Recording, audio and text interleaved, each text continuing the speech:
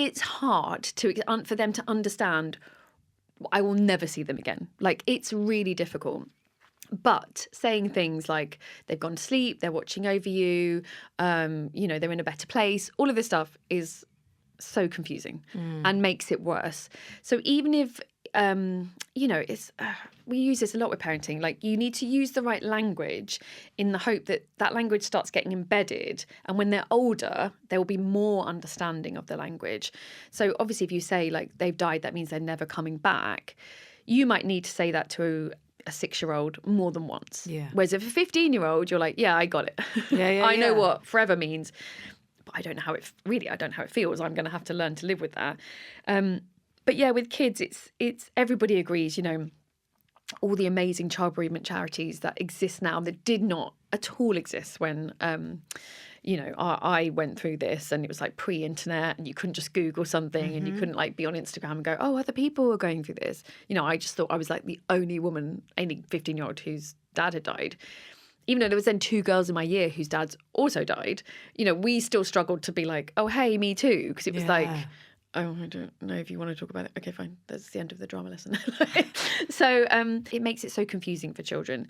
So for examples, if you say like they're watching over you, they look for them. If you say they are going to sleep, they're afraid to go to sleep.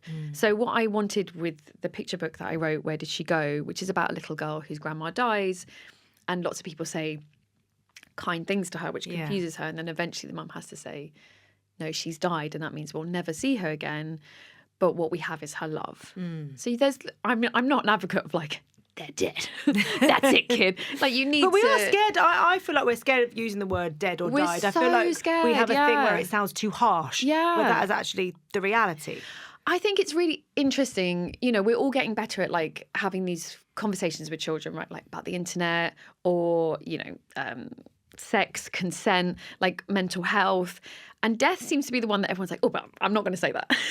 And you're like, well, we all know we should use like correct terms for bits of the body, or when we're talking about the internet, we have to like be very specific about what's safe and what's not safe. But with death, it's like we still want to use kind of this fairy tale language.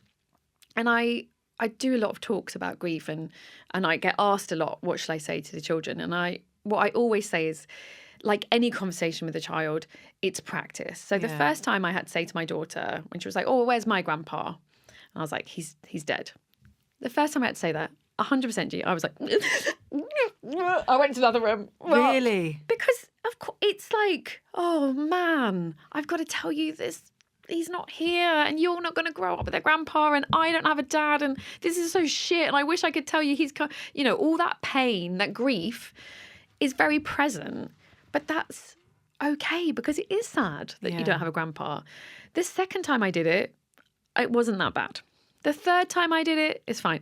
With my son, he's like, Grandpa Peter's dead. Yeah, he's dead, yeah. Yeah, he's dead, isn't he? Yeah, he's dead. Yeah, he's dead. And I'm like buttering toast. I'm like, yeah, he's the one he's dead, guys. Yeah, but Grandma's not dead. Okay, great. Like, you get better. It's like ripping off a plaster, and you realise, this was about me. I was afraid and I was sad that I didn't have that to give you. Yeah. But a child doesn't know that. A child doesn't know what they're missing. And also, it's okay for your child to see that I'm sad. And I will say sometimes, I'm really sad that Grandpa Peter's not here. And I will tell them, oh, he would have done this, or he would have said this, he would have liked that. Like, we talk about him. He's kept alive in that way. But I won't let them grow up thinking that death is this like really scary thing. And don't ask mum about her dad. Yeah. Don't ask mum about him, because you know she gets upset. And I think that's where you lose someone, because they become this like mythical creature in one picture that no one says anything in case mum starts crying. And obviously everyone grieves differently. If that's your experience, of course, you know, you've got to deal with what you've got to deal with. But I wanted it to be that death wasn't something that was terrifying to them. It's something that I say all the time. And my son at the moment is in the phase of like, but why do people die? Why?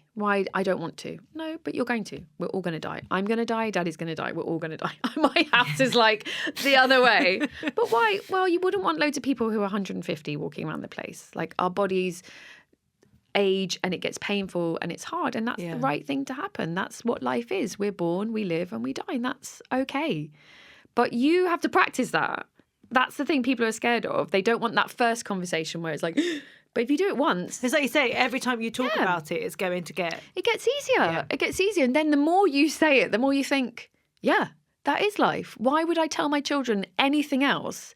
I feel like you're setting up also a contract with your child of like, if you come to me with something, I will be honest about it, rather than like them realising when they talk to friends, oh, my mum and dad don't tell me the truth. So if Also, I want that the truth... You know, even with, we're saying about using different language for little ones and how that can be confusing.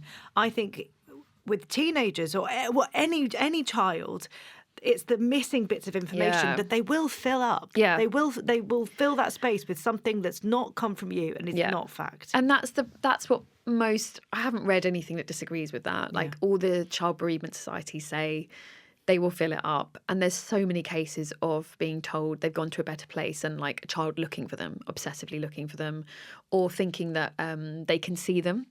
So they worry that if I'm naughty, do they see me? Do they know what I'm up to? Especially when you're a teenager and someone knows your dad's watching over you. Is he? Shit. Shit. When, like, how much is he? Because I don't want him to see some of this stuff. So it's like, it's such an unhelpful thing to say. Yeah.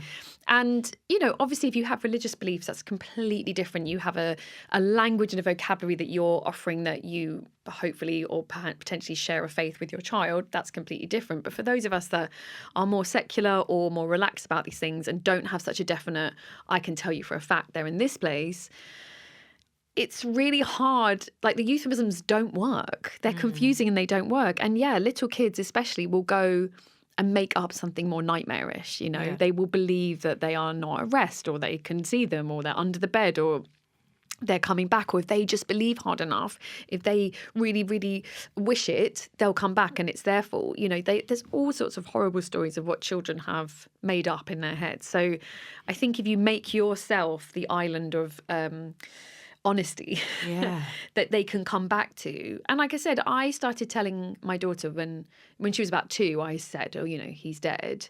And she has come back several times to, well, what does that mean? And how old were you? And why did that happen? And will that happen to me when I'm 15? And, again, it's really unlikely. It's quite, I don't give it all the scary facts about pancreatic cancer, but I'm like, it's really unlikely. Most people do live to a long age, So it is an ongoing conversation, as all parenting conversations are, right? Like the conversation about consent or sex or mental health or money or politics. They hear something on the radio, you don't go into the details, but you will have to explain, well, the reason they said that is there is a war and that is what's happening at the moment.